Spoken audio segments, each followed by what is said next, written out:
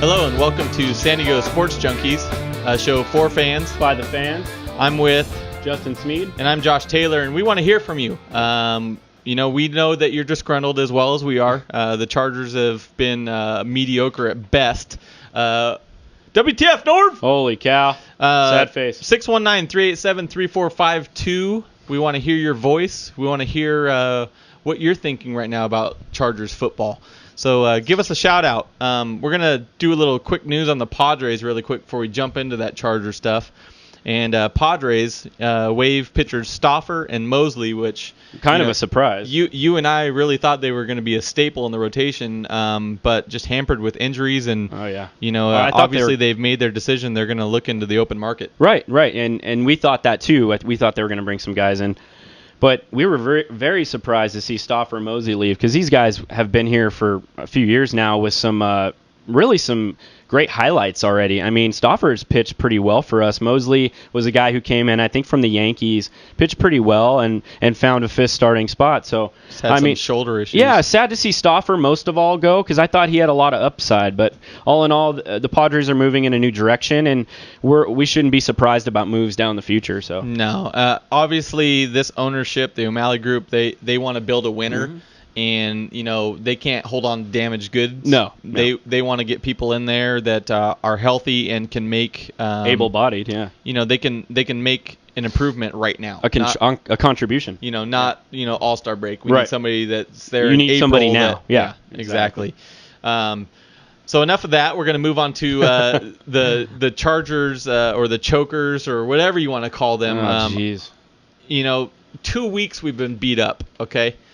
We didn't show up in the second half against the Saints. We didn't show up in the second half against Denver. We didn't show up at all to Baltimore or to Cleveland. I don't even know who got on the bus. I think Halloween started early in Cleveland, and just a bunch of fans dressed up like Charger players and attempted to play a game. But from what I saw, that was just ridiculous. The offense is horrible. Players can't catch. We're fumbling the ball. Rivers is off target. I mean, it's just very frustrating. What a nightmare. And we talked about it last week. We didn't think they were actually going to lose to the Browns. No. We said if they lost, they found a way to lose against the Browns, we would be in some deep, deep crap. Yeah, I think we have sunk below the crap. I think the crap level is up here, okay? And this team is slowly sinking to a bottomless pit. I can't tell you how frustrating that game was, Josh. I mean, you watched it. I know.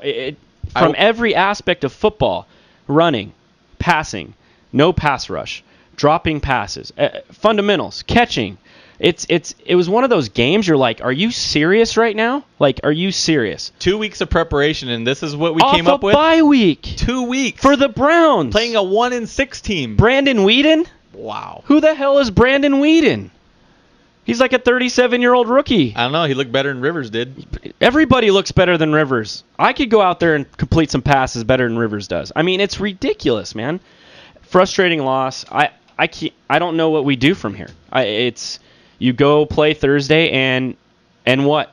You hope for the best. You hope for a win. But if you play like you played against Cleveland, you have no shot in hell of winning that football game. Absolutely. Kansas City is better than Cleveland. I mean, on paper, they're definitely better than Cleveland. Even with Brady Quinn back there, they're better than Cleveland. They're definitely better than Cleveland. And we're better than Cleveland. If we show up like we did in Cleveland, whether that was the Chargers or a bunch of misfits, either way, they're very mediocre. And if we show up like that against Kansas City, they're gonna mop us up and down the field. And the villagers will be out in full. I already got my pitchfork ready. I got my torches ready. I'm ready to storm Chargers Park in Murphy Canyon. I'm that irritated right now. It's like we have on here. Tired of mediocrity. We're tired of the BS. We're tired of 8-8. We're tired of 4-4. We're tired of getting a nice, comfortable lead and then blowing it in the second half, just like we do with our record. Like I said earlier, I mean, we already know what's going to happen in this season. We're going to wind up 8-8 or 9-7. That's just what the Chargers do. Right. They dig themselves a hole and they try to get back out. Too little, too late. And it's showing up in every single game this year. It's terrible. It's beyond fathomable what they're doing to this team. Let me ask you this. God forbid we lose to the Chiefs. If losing to the Chiefs would guarantee Norv being fired, would you hope for the loss? He should have been fired yesterday. I answer the question. Yeah, if we go in and if he loses the Chiefs mop to us up, he should be fired right after the game. Yes, now. Out. I'll drive him to the airport. Get out. I will take you to the airport, Norv. You out of here. I'm tired of it. I'm tired of this crap. I'm sick of it. People listening in, 619-387-3452 wants you to give us your opinion. If the Chargers get mopped up by the Chiefs, what do you think should happen to Norv and how soon? We want your opinion. We want your voice to be heard. So give us a call, 619-387-3452. Where is the leadership from Norv to AJ to Phillip Rivers? Where is the leadership gone on this team? Norv has never been a leader. AJ, he's a one-man show. He's all about himself. He doesn't care about anybody but himself. Phillip Rivers used to be the leadership on this team, but I don't see it anymore. Where is the leadership on this team? I don't know where this team took a wrong turn with leadership, Josh. This probably had to be maybe 4 years ago. I mean, I can personally call when we had Donnie Edwards type players. Those guys you can count on. Those are leader type guys. Mm-hmm. Is there a guy on defense besides Takeo Spikes that really demands some respect and some leadership qualities? I mean, then you look on the offensive side of the ball and you go, who the hell's running that circus over there? You got a quarterback that bitches about every time he throws an incomplete pass to the referee or he can't make the pass to himself. He shot puts the ball, he throws lame ducks in the air, and then when he goes 3 and out, he complains, and then him and Norv Turner on the sideline have a lover's quarrel and talk about it. Right. And then he goes, no, Norv, I'm not talking to you right now. I'm going to go sit over here and isolate myself and not look at any of the tape. I just, you know what I mean? We were talking about this. If you watch other quarterbacks in the NFL, and I don't care, even Brandon Whedon, when he has a bad drive, when he makes a mistake, even when they score touchdowns, you see him looking at, film. They're looking at pictures. They're seeing how people are lining up. Coverages, yes, he's reading coverages. They're looking to make adjustments. Phillip Rivers is sitting on the sidelines on a knee, bitching at like Norv Turner. Spectator, yeah. He's just staring at the game. Yeah, it's and like rubbing his head and, oh man, I really threw a bad ball. Yeah, get over there and fix it. I tell you what, right now, Phillip Rivers, you do not have it figured out. Okay, you need to make adjustments. You're not perfect. No one's perfect. You need to look deep inside yourself. Jeez. If we're gonna get out of this funk, we need you, and so you really need to look inside yourself. You need to make these adjustments. You need to be a student of the game. That's the only way we get out of this hole. And I've heard that he watches film, and I heard he's a studier, and I get that. Maybe before games, after games, whatever. But during a game, there's always game time adjustments. Please just make some of those. I don't see you doing anything constructive on the sideline. Josh, getting back to the leadership role, I just don't see it now. I don't see a full front leader on this team. I don't see – the coach is not even a leader. He's lost his team, to me. That's just my personal opinion. Uh-huh. He's lost this locker room. What do you tell your players after a loss like you had on Monday Night Football? What do you say to them? What do you say? Because at halftime, you're going, man, we got a great lead. Let's not blow this. We got a game plan. We're going to come out and do this and that. You lose and not score, and then you come into the locker room. What do you say to them? Honestly, I think you have to jump down their throat. You really have to. Because do you think Norv's going to do that, though? No, but that's what we need. That's what we do need. We need a leader. And that's where leadership lacks in his ability to get this team a rear kick in the ass. I mean, this is mediocrity at its finest. Norv Turner should have a pitcher, should say mediocrity above his pitcher. It should always say that. He's never won anywhere. He's never won in Washington. He's never won in Oakland. He hasn't been winning in San Diego. It's ridiculous, dude. And I don't know if it's mediocrity. I think that's giving him too much credit because he's turned. You might be right. He's turned a Formula One race car into a Pinto. Yeah. I mean, it's absolutely ridiculous. And And some of it's not his fault. Robert Meachem, where have you been? Right. You had nobody within 15 to 20 yards of you, right, wide open, and you dropped the pass. Robert Meachem. Okay, we were both high on this guy coming in. Yeah. We were high on him coming into the season. We had a huge expectation for this guy. Man. Right now, I'm wondering, should Robert Meachem be traded or released? Benched is more like it until he figures out how to catch a football for a touchdown that's wide open. Well, I mean, we got Ajera Tutu coming back. Mm-hmm. They signed that kid from St. Louis. The 6'4" kid, Alexander. And Vincent Brown's coming back. So do we honestly need Meachem? To be honest, I mean, what has he done? You got some stats. What has he done? Well, I'll give you the stats here in a second, but who else do you have as an option? You don't have anybody else. Eddie Royal, our new acquisition, Eddie Royal. Yeah. I'm sorry, who? He's on a milk carton. 13 catches this season for 98 yards and a touchdown for Royal. He's a big acquisition in the offseason. Robert Meachem, acquisition in the offseason. 12 catches, 189, and 2 touchdowns. That's not going to cut it for 8 games in a season, about to be the 8th game Thursday. That is ridiculous. 189 yards for the combined games that you've played in, and we just paid you free agent money, both of these guys, to game changers, to guys that we thought could come in here and make an impact, not like Vincent Jackson, but can contribute on a basis to where we have a smooth running offense. You're going to catch 7, maybe 6 to 7 balls in a game, have 80 yards, maybe score a TD, but you're not contributing. You have 12 catches the entire year. I don't know if they're qualified as diaper changers, let alone oh my God. Catchers. Oh my God. They've been non-existent, and I mean, there's been numerous occasions that Meachem has dropped the ball, and there hasn't been anybody. You cannot blame him. Yeah, you cannot blame his poor play last week on not being in sync with Phillip. You cannot blame that on I haven't had enough time to practice.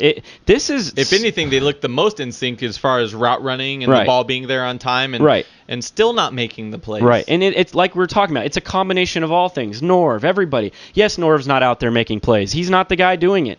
But he's the guy that instigates all this and works on all this stuff in practice. This is just simple stuff we're not doing right. And this is all just snowballing. With a win Thursday, there's going to be a lot of people if we do win. There's going to be a lot of people. The talk's going to slow down. Okay, we're good. We got to win. No, it's not good yet. We haven't played anybody. The Chiefs we should beat. If we go later in the year and we don't beat anybody, these are the teams. What do you think Baltimore's going to do to us? Who else? You got? We play Houston this year? No, not Houston. Later on the year. Help me out. Tampa Bay's playing well. You got a lot of good teams coming up, and it's like, dude, we got to play Denver again. At their place. At their place. I mean, get your stuff together. I mean, if they want to be even legit and even talked about, get your act together. This can't happen. So when are the players going to start getting punished for their poor play? I mean, Meachem needs to sit. In my opinion, he needs to not start. I mean, if you're going to continue to drop the ball, wide open passes, that catch wins us the game. Yep. That catch, ultimately, I mean, there's a lot of stuff that went wrong in that game, but if he makes that catch, we're not even talking about this right now. That and, and Tari Bigby dropping an interception to the house. A lot of things, like you said. Yes, catch the ball. So my question to you, when do the players start getting punished I don't know, for their Josh. poor play? And to be honest with you, I don't think they get punished in Chargerland. They don't. They just don't. With Norv turnaround, it's, oh, man, okay, we'll get him next time. It's not, that. There's a track record here. He doesn't punish players. He did to Ryan Matthews, but that's the first time I've ever seen him do anything like that. There's no authority here. There's nothing. There's no repercussions for your actions. And don't get us wrong, guys. We're diehard Charger fans, and come Thursday, we're going to be bolted up in our gear. We'll be ready to go. It's going to be like wipe the slate clean, let's start fresh, and we're going to be pumped and excited. But that game for lack triggers. of terms, if stuff hits the fans, oh yeah, we're going to talk about on it Thursday. Oh wow, I can't wait till next week's show. Well, we're still boiled over, and it's Tuesday about Sunday, and as fans, you're all fans, we're fans. It's irritating when you got to go to work and hear people that aren't Charger fans laugh at you, and it sucks, man. I take that stuff prideful. I hate when people tell me, "Oh, your team lost, they suck." Yeah, they did suck for a week. You know what? But your pride's a little hurt too because you're such a fan. It sucks, man. They just need to get on track. They need to play better. That's it. They just need to play better. Yeah. I don't know if going home's going to do that, but I hope so. So I was listening to Hacks on XX1090 here in San Diego. Hamilton. And he got a call in from a guy that said, no matter if we're 2-14 or 14-2, the fans need to show up and support the players. It's not about Norv. It's not about AJ. It's not about the Spanoses. It's all about supporting the players. What do you think the fans should do moving into Thursday night's game? Do you think they should boycott? Do you think they should, have a half-empty stadium? Do you think they should be wearing bags on their heads, or should they come full force because there's 9 games left of the season and support this team? I think we should get support. I think everybody should rally the troops. Everybody should be a Charger fan. I don't think anybody's saying let's not be Charger fans. We need to support our team. I'll always support our team, but we have the right to tell our opinion about our team and give our opinion about our quarterback, our franchise quarterback, our lack of offense. We have those opinions, and when you're not, it's like you're getting this big facade, In the off season, you're given this uplifting free agency class. You're like, sweet, dude, we went out and got a bunch of guys, but I can name off some guys that we thought were going to have big years this year, and nothing's going on. Melvin Ingram, we brought him in. I thought he was going to be the game-changing linebacker and granted, they're not using him a lot. Hashtag beast mode. Hashtag beast mode, and for all accounts, he's got 16 total tackles this season and half a sack. Yeah. That's mind-blowing. Kendall Reyes, the second-round pick, 5 total tackles, no sacks. And then you look at some other veterans. Both of those guys are rookies, and they're not getting the playing time that they should, in my opinion. Right. But like we're saying, it's all a facade. And for us as fans, it's hard. We want to see them in there. Right, and you want to support this team. You really do. You want to go out and purchase merchandise. You want to be a good fan, but it's hard. This city is so predicated on winning, and I hate to say that, but they are. Once we're winning, man, it's full go. Well, and the people problem are too supporting. Is I think we set the bar too high a lot of times. I think the past 3 seasons we have. I think we keep setting the bar, so high, and we set ourselves up for disappointment. We do, and look at all the guys we've lost though, and people don't. People just think because Norv's here, not Norv, Phillips here, and Ryan Matthews is still around, and Gates is still here, that we have this elite team. Right. Guess what? There's 22 total players on a team. Well, they all have to contribute. And Rivers isn't playing well. Gates, I can't say he's not playing well, but he's not. We need to get him the ball more. He's not playing up to par. Yeah. And Matthews leads the world in fumbles. Right. They showed that stat during the Browns game. He's fumbled the second most time in the NFL. When he coughed it up again. When you have the core 3 guys, I mean those 3 guys, if they're playing, whether the other 9 guys on the field or 8 guys on the field are not playing up to par, if those 3 guys are firing on all cylinders, our offense is pretty unstoppable. I agree with you. But here's an example. Browns game. Genius play calling by Norv Turner. Okay, he's not a head coach. We all know that. He's not a head coach. Everybody keeps labeling him an offensive genius. Where is he being an offensive genius? Okay, 1 touchdown in 10 quarters. That's what I'm saying. We've scored 1 touchdown in the last 10 quarters from the second half of the Saints game. Where is offensive genius at all? And here's a perfect example. I don't know why this is even crossing my mind. But early in that game, I think it was the Browns who ran a double reverse, and they fumbled and bumbled the ball around, right? Right. And I go, wow. It's raining. It's windy. Why would you try something it's slippery. Why would you try a dumb play like that? I go, because they don't expect it. No, in my mind, while I'm watching the game, I'm going, that's something Norv would call. I go, right? Yeah, and then later on in the game, what did Norv do? He pulled out the reverse, and I'm like, there it is. You topped it, dude. Norv flippin' Turner. I just love this guy. Offensive genius. We got a phone call. Welcome to San Diego Sports Junkies. You're on with Josh and Justin. Who's the caller? What's up, guys? It's Booga P. How you doing, man? What up, dude? What up, Booga? What's up, Boga? I'm still freezing to death from being at that damn Cleveland game. You didn't get frostbite? I can't believe you were able to get yourself off the seat. You didn't get frostbite? No, not quite. You know, wearing the shorts wasn't the best attire decision I've made, but wow, yeah, it was more my hands I was concerned with. There you go. Shorts in that weather is pretty impressive. give us a little your insight, man. Just being there, the atmosphere, the mood.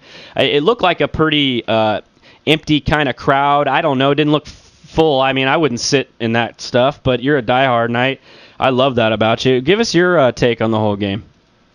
Well, you know, one of the reasons that a diehard or any Charger fan buys tickets to a game against the Cleveland Browns is, well, you kind of hope that it's a guaranteed win. Not a guarantee, but you expect to win that kind of a game. Right. Yeah, absolutely. Cleveland's not exactly the most glamorous city. Love the Rock and Roll Hall of Fame, whatever, but there aren't a lot of reasons to go to Cleveland. Right. The weather was terrible. I'm not making excuses by talking about the weather. It was cold. It was miserable. Rain coming in sideways. The wind inside that stadium changed direction. I couldn't tell you how many times. Yeah. But both teams played under the same conditions. Right. Keyword. There were so. Yeah, I know. It was frustrating on so many levels. You had the two drop, and you guys touched on this already, but you had the two drop balls by Meachem. The one on that kind of skinny post. Right. I mean, he catches that. He walks in from the 19 touchdown. Right. The drop pick 6 by Bigby. Dan Locke and I from BoltBeat.com, we had a perfect vantage. We were 32 yards or so from that spot. And right as soon as the ball hit his hands, I was saying, wrap it in a zigzag and he'll take it to the house and you'll never see him again. Right. And he clanked it. And that was a big play. The Matthews fumble, we're all sick of it. I cannot defend his ball carrying and fumbling issues anymore. I just can't do it. Can't condone it. You know what? And I don't like hearing when people talk about the weather because both teams are playing in the weather. Yeah. Trent Richardson didn't fumble. I didn't see him fumble the ball. No, he didn't. And he hit us.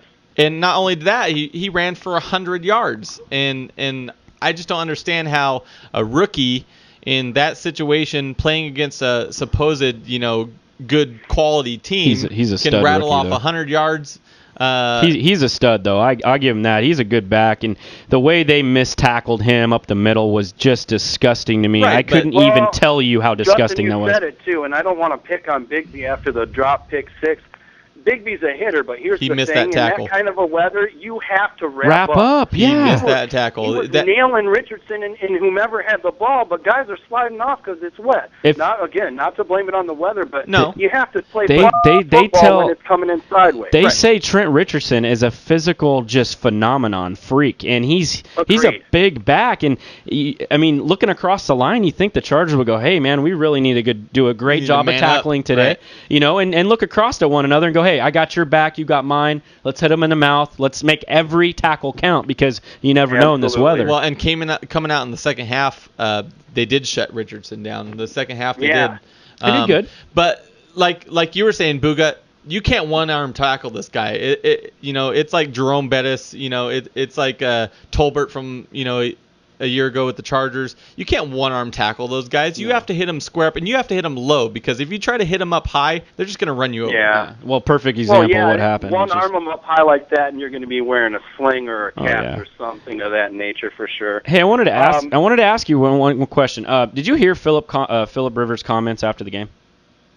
I heard some of them, and to be honest with you, it's kind of that same broken record rhetoric. Yeah. We want to get better. All these issues are fixable. Philip Rivers, I had him ranked up there, and I haven't displaced him by any means, but in my top, 5 favorite Chargers of all time. Yeah. I don't want to hear the same stuff anymore. No. I just don't. I want to see old. it fixed. It's really old, and I don't like. Show me you care. Back to. Yeah, well, that's just it too. Don't give us this form letter response. Yeah. As far as back to the guy saying support the team, I don't know, me driving 8.5 hours to get to the game, that's a lot of support. In Cleveland, freezing cold. And then driving back wearing through shorts. The shorts thing was just... You must be from San Diego. Right. Right. But the drive back, the rain, again, still coming in sideways. I'm going through snow up in the mountains of West Virginia, hey, the true Charger fans do support the team, but just because people are critical of the team and poor decisions or bad play calling or fumbling or whatever it may be, we all know all the issues. It doesn't mean we don't support the team. And I have to admit, I've been caught in the past maybe calling out some people for those type of things, and, and I can't and won't do it anymore. And you know what? I am so sick. I am so sick, Booga, of Norv Turner's excuses and Phillips' excuse. Like you said, I cannot watch any. I used to love to watch post game and leading up to the game during the weeks, the press conferences. Get their perspective. And I'd even go on the other opposing team's website and look and see what they're saying about us. But I can't do it anymore, and especially after losses. Not because we lost, because I already know what Phillips gonna say. Well, we're trying to get better, and we're gonna do this, and I'm a redneck, you're a redneck. I understand it, dude, but we're just a hair off of being a quality team. We're right there, but then you were right there last week, and then you came this week and you're right there again, and it doesn't make any sense to me, and it's the same old tune, bro. And I'm sorry that I'm bringing it up some more. It's just irritating, and I'm sure it's irritating to all the Charger fans out there. Hey, Booga. Yeah. Robert Meachem, what do you think they need to do with him? Do they need to punish him? Do they need to sit him, trade him? What do you think they need to do? Give me your opinion. What I liked what you said is you said, I was really high on Robert Meachem. Well, I have to admit something. I must have been extremely high with all the praise that I was giving him. I bought his jersey. I bought Royals jersey before they even stepped a foot on the field. And after you quoted those numbers, I mean, my heart sank a little bit. My wallet did as well. Oh, my God. I don't know about punishing them. And here's why. And I don't recall which one of you said it. Who do we put in there? I'd love to see Denario Alexander come in and make some plays. That's the whole thing. Who do we? Azera Tutu already knows the offense. Yeah, Tutu's back, but it's like, get on the same page fast enough. Who knows? What I'm saying is that they can't do any worse. I mean, to be wide open and the ball fall right through your hands, they can't do any worse. Well, you could blame it on the weather. Screw that. Yeah, blame it on the weather, bro. Whedon's throwing 10, 12-yard passes. It's really sunny out today. Catching it, it's really sunny out, guys. I can't catch the ball. It's so sunny out for those guys. I know. And we talked about the plays as far as the drop balls and the fumble by Matthews. For me, the most disheartening play of the entire game, not the Big B missed pick six, is there was a play on that last drive, and I can't remember if it was 2nd and 10 or 3rd and 10. And again, Dan Locke and I had a great view of it. Rivers had Rosario wide open. I know. And I mean 15 to 20 yards, let's say at least. It gets us in the field goal range. We win a terrible game, but we win it 9-7. Yeah. If we set up for the field goal and kick it. Right. It just all you have to do is it's not about putting air under it. It's just nothing. Throw it to them. Don't have happy feet. Put it out there. Let your playmakers make plays. And right when that play happened, I was like, dang it. And Dan and I are in a section that had 2 other Charger fans amongst 100 Browns fans, and everybody, by the time the game had gotten to that point, they had made sure to voice their opinion, if you will. Oh yeah. To us as often as possible. Yeah. Oh yeah. That was. Well, they're 1-6. Of course, they're gonna be vocal about it. Man, you really had a rough time in Cleveland. And there were a couple fans like when Bigby and actually every drop ball. The guy that was right in front of us, he said, "Welcome to Cleveland. We're used to them dropping everything." Right. So we thought that was cool or whatever, but I mean, it was the frustration levels just kept mounting and mounting with each play. And being a diehard, you just keep holding that one little excuse or reason, like, okay, well, this next drive, you'll force them to punt 9 times in a row. Yeah. And it's like, when is it time to be not such a? I mean, we're always gonna be fans, but when is it time to take? Be a realist. Yeah. When's it time to be a realist and actually say what's actually happening and not sugarcoat a damn thing. It is to the point, Booga, man. I'm telling you, bro. Well, it's like Jason said before the show. If it was rock bottom, on Monday night they hit the basement in Cleveland. And I don't mean to pick on one particular individual, but I had somebody make this comment, and I want to bring it up to the show, and I'm glad you're on here, Booga, because I want your opinion along with Justin's, but somebody wanted to be really critical of Phillip Rivers in the fact that he wants to know, is it time to move on from Phillip Rivers? Should we make a trade while we still can, while he still has value, or is it ridiculous to think about My personal thinking I'm not is call anybody's opinion of the Chargers right now after the last 3 games ridiculous. I will say this. Phillip Rivers is not a mobile quarterback. We all know that. He's tried to do too much the last 2 years. I'm not making excuses. This isn't a Phillip Rivers press conference. right. Mm-hmm. But the guy has made it clear he doesn't trust his blocking, and we've all made comments about Meachem. We've made comments about Royal. We don't exactly trust the weapons that he has there. How can we expect the guy who knows him better than anybody else to do the same? I don't think it's time to move on. I also think that I'm not trying to blow out of proportion the hand gesture that he gave to Norv while he was taking a knee at the end of the Broncos game. But those guys have been jawing back and forth for the last 3 years. And it's gotten more and more visible to the fans and to the people watching on television as the last couple of years have gone by. Right. I can't imagine what it's truly like deep down in the interactions and the relationship that they truly have. Right. Well, it's and that's tough for me to imagine that there isn't something more than we're able to see. And I know he kind of lobbied for Norv, but did he do it because it's the right thing or because it was really what he believed in? I think he did it because it's the right thing. I think he did it because that's what fans want to hear. He wants to hear that they're on the same page and that they agree on things and this and that. But I don't agree. There's so many other things that we see during the game, with them arguing constantly on the sidelines, and that's probably why Phillip Rivers isn't trying to make the little adjustments and critiquing with Norv, because he's tired of his philosophy. Right. Now, and for me, Booga, and that's all. I mean, that's all own opinion. I love Phillip Rivers. He is my boy, dude, and I'll ride with him to wherever we're headed, man. He's my boy. He's my quarterback. I feel like I'm a part of the team. I will, as bad as he's been, man, I feel so bad for him because he wants to truly win for this city, and I know he does. And it's sad to see that we don't have Dielman and McNeil anymore. He doesn't feel comfortable as he did, and those are things people they still don't get it. You can see his happy feet now. You can see him doing a little Peyton Manning shuffle. You can see him rolling out more. Obviously, he's not going to do anything when he's rolling out. He can either make a spike into the ground towards a receiver's feet, or he'll throw it out of bounds. I mean, for me, I love Phillip.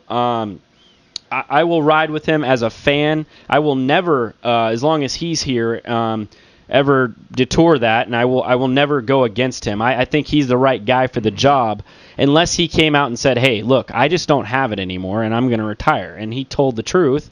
Right. If he had some injury, I don't know. Or an injury that everybody suspects. And that's the only way I would not be a Phillip Rivers supporter. So before you respond, Booga, to touch on kind of what Justin was talking about, we made a comment for the bye week that they need to think about maybe the New England influence as far as having dual tight ends and then bigger packages, get them more protection, kind of fool the defense a little bit.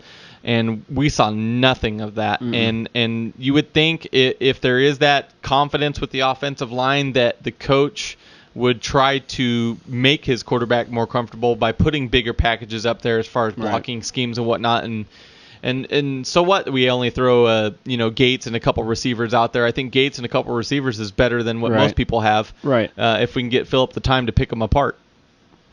Well, that's the perfect way to put it. And I think we were all, and myself included, of course, really excited when we brought in a Rosario and the way that people were talking about him. And then we decided to make sure that McMichael was staying. I was really looking forward to 2 tight end packages. 3 tight end packages for me. Seriously. We haven't even seen that. Well, and this is my opinion why, and this kind of goes back and touches on what you were saying about Norv, the offensive genius, but he's so wrapped up in what used to win for him. Well, what used to win for him and what he bought his reputation on was being the offensive coordinator of the Cowboys. Right. Let's see. Who do we have on that team? Yeah, exactly. Roy Aikman, Moose Johnson, Alvin Harper. Emmitt Smith, Alvin Harper, Jay Novacek, Michael Irvin, and one of the greatest offensive lines of all time. Leon Lett. My son can call plays for that team. Well, and that's what we kind of touched on, the fact that he's taken a Ferrari and turned it into a Pinto. Well, he's not using what he has at his disposal. He's not changing his philosophy for what talent we have here and what they do exceptionally well. It's like Booga said. he's so fixated on what used to work, I think.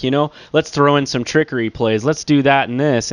It doesn't work like that, Norv. It's not working for you. That and, Phillip Rivers still needs to make better decisions, because there was a pass specifically in the Browns game where he threw it up to double coverage to that guy that we got from St. Louis. Yeah. And it's like, and he just threw it up there. What a crappy play that was. It was a total friggin' rainbow Hail Mary, whatever you want to call it. Oh, my God. And I'm like, what are you doing? Throw the ball away. Yeah. I'd rather you get sacked or throw the ball away than throw it up in the air, 3 flies up and see who comes down with it. How many times on Sunday, guys, did you see a double coverage on receivers that he threw to? A lot. I could count easily 5 on my hand.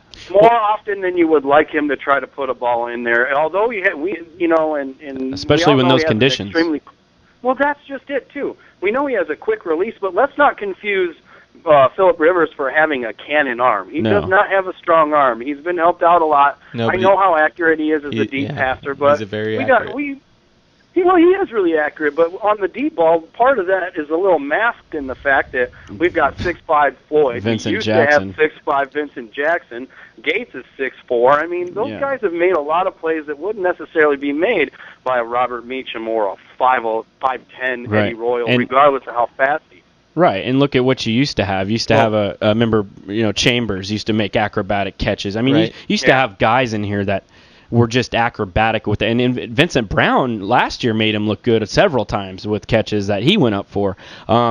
There's just not that ability to go up for a big play anymore, and he needs to take a step back and realize that with the game plan with Norv and say, hey, this isn't working. I mean, why don't they just realize what they're doing? It's getting old, man. I'd say we eliminate the deep pass for the most part. We go to Gates more. We go to Rosario more. We bring Eddie Royal in the little slant patterns, a little 5-yard, 2-step drop, get it out of your hands, let him run with the ball.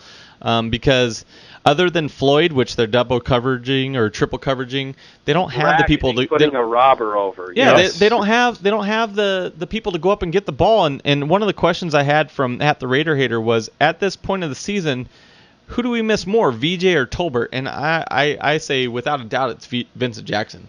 Absolutely. I mean, I love Tolbert and the stank leg and his happy stuff in the end zone. That stuff's great and cool. He put the ball on the carpet too, but I will call myself out for acting like, and I know he's not with the team, but a Parrish coupled with Meachem and Royal could put up the numbers that Vincent Jackson or have the same impact he had. We miss him a lot more than I was hoping we would. There's always that. It only took me. It only took me one game, Booga, when I saw him.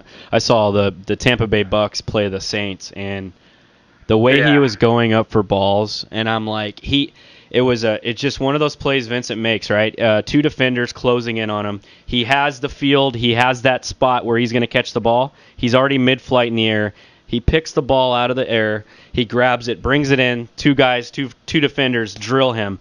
He goes to the ground. He still makes the catch.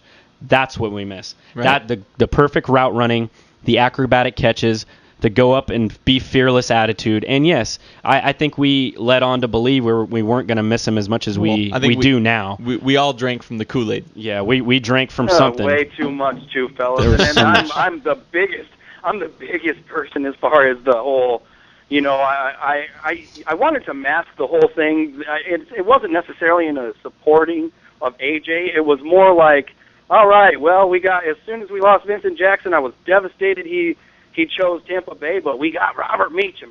And then the next day we kind of steal Royal out from under Washington, who had reportedly signed him. So I'm sitting here thinking, okay, we've never really had a true slot receiver in San Diego for quite some time.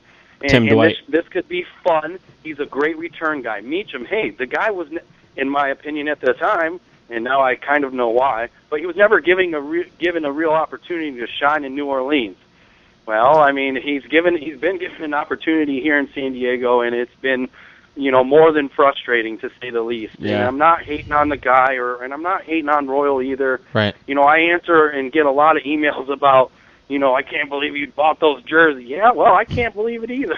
We all buy merchandise, man. No, and it's part of supporting the team. But I mean, all in all, bud, it's just what we wanted to touch on today was just how much of it is just the repeat of prior years and what goes on here. And there's no change when we struggle. There's no change.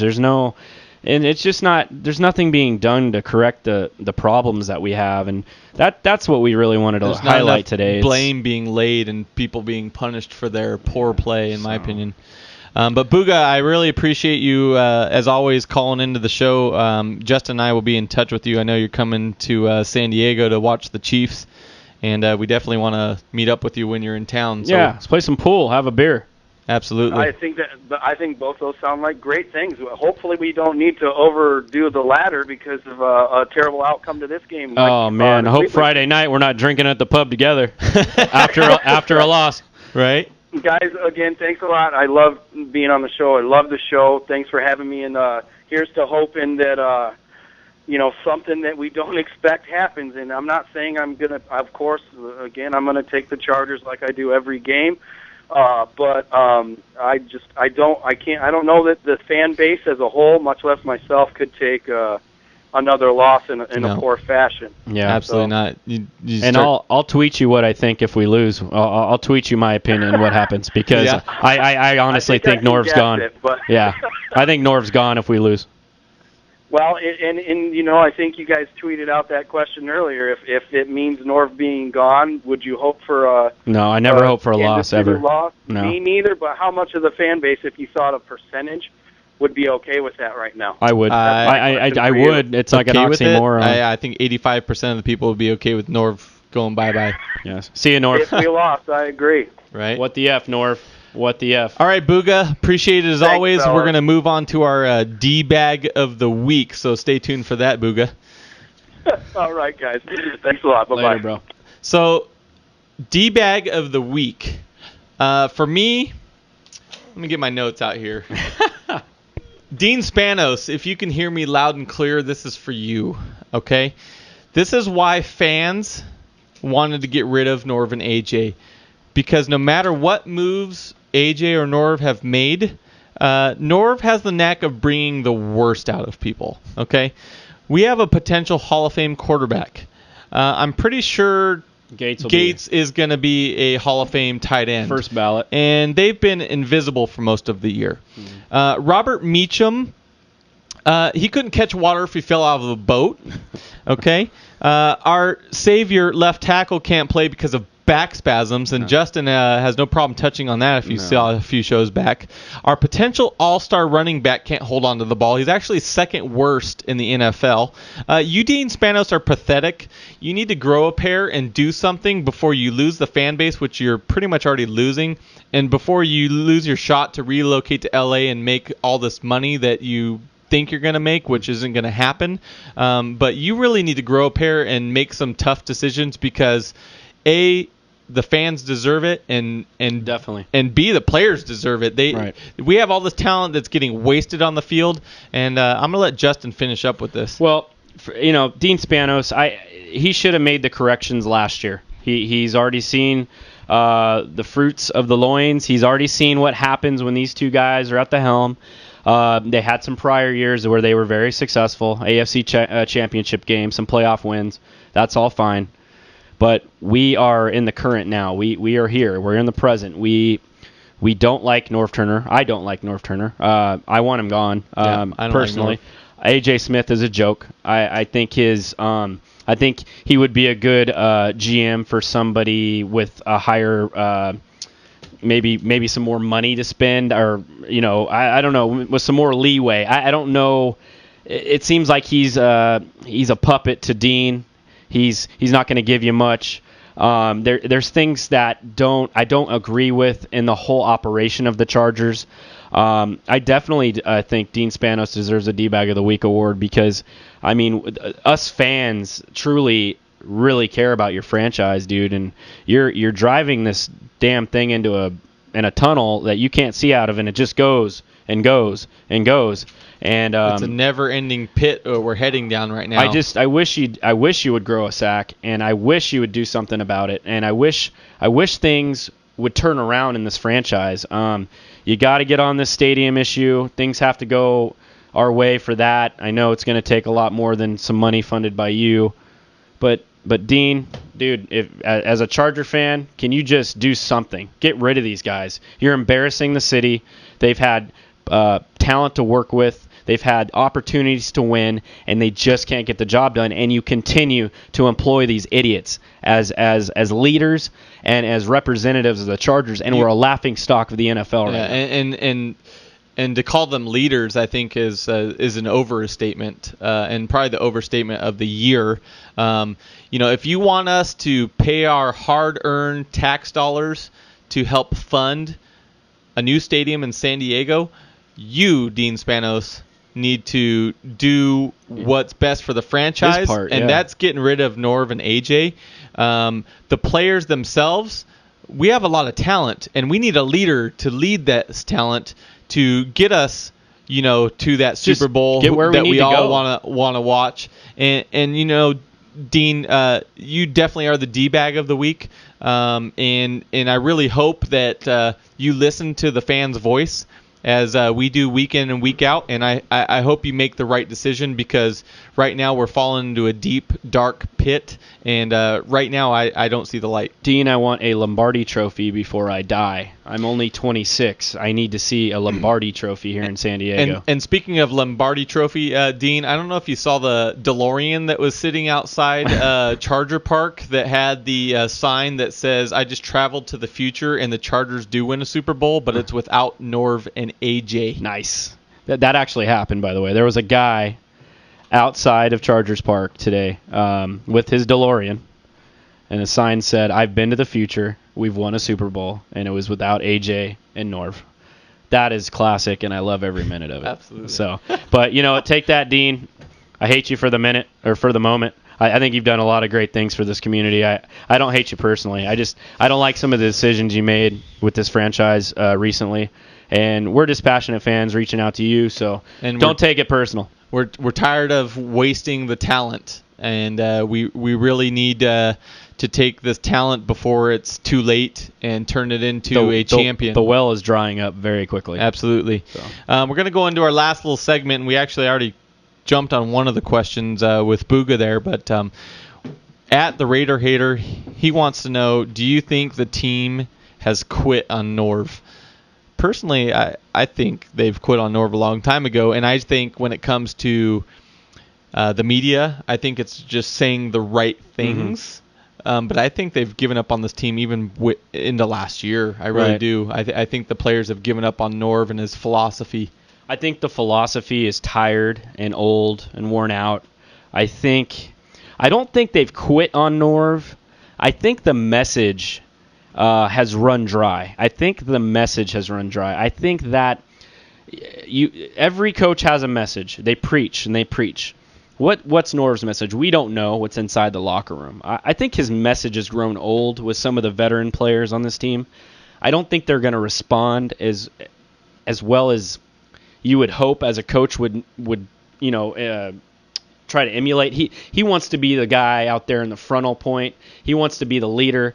And right now you don't see a leadership quality in Norv, and his message has to be running old because they're just not winning football games right now.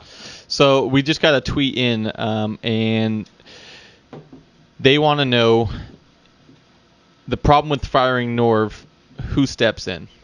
Well, I think it'd be Rick Bisaccia, the special teams coach. He's the assistant head coach right now, presently. He doesn't have head coach experience, but people around the league say he's the next best fit if there was an interim coach that would replace him. Rick Bisaccia, I actually personally like. I don't know if he's the guy going forward in the future, but Rick Bisaccia has always had good special teams units. He's been in the league forever. He has a little fire in his belly, which I really like. Well, and that's what we need. If you see him get after the special teams units on a kickoff, you'll see what I mean. That's exactly what we need. Yeah, and this guy will rip your ass. I mean, he will rip you a new one if you do it wrong. As you should. You should, and I like that from that point of view. But not only that, is the players, I think they respect that. They know when they've screwed up. Oh, yeah. And they respect that. No, I agree. I think Rick Bisaccia would be a good fit for the time being if so happens Norv was gone. I mean, I could very well see Norv Turner fired if we do not beat the Kansas City Chiefs Thursday night. It's plain and simple, folks.